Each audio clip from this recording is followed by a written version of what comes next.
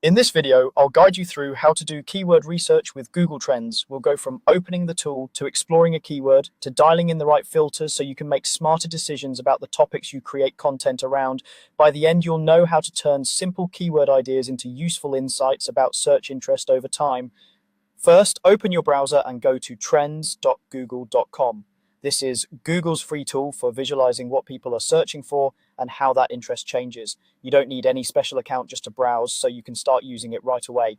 Once you're on the home page, you'll see a search bar at the top. Today, I'll show you how to use that search bar to research a keyword you're interested in.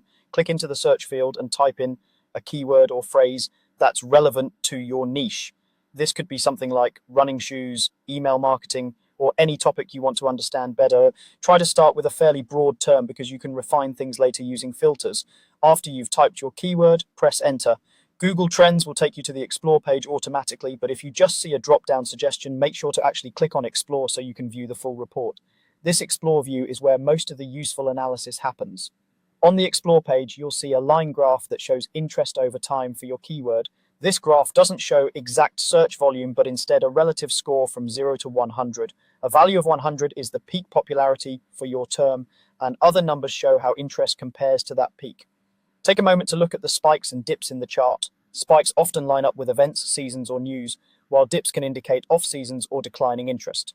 Next, we'll refine what we're seeing using the filters at the top of the page. These filters are essential for turning a rough keyword idea into focused, actionable research. Start with the location filter. This usually defaults to your country, but you can change it to a different country or even worldwide. If your audience is local or regional, set the location to match where your customers or viewers actually are. If you're creating global content, keep it on worldwide to see broader patterns. Then adjust the time frame. The default might be the last 12 months, but you can change it to show data from the last hour, the last 30 days, the past 5 years, or even all available data.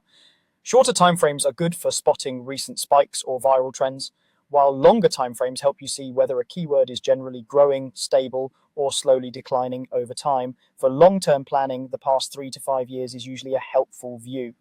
Next, choose the search category. This helps Google Trends understand the context of your keyword. For example, if your term could apply to both technology and entertainment, picking the correct category will filter the data so you're only seeing interest from the right audience. Browse the category list and select the one that best matches your topic or industry. Once those filters are set, take another look at the graph and related data on the page. Small changes in location, time frame, or category can completely change what you learn from a keyword. Use this process to compare how strong a keyword really is, when it's most popular, and which markets are most interested. That's the core of how to do keyword research with Google Trends.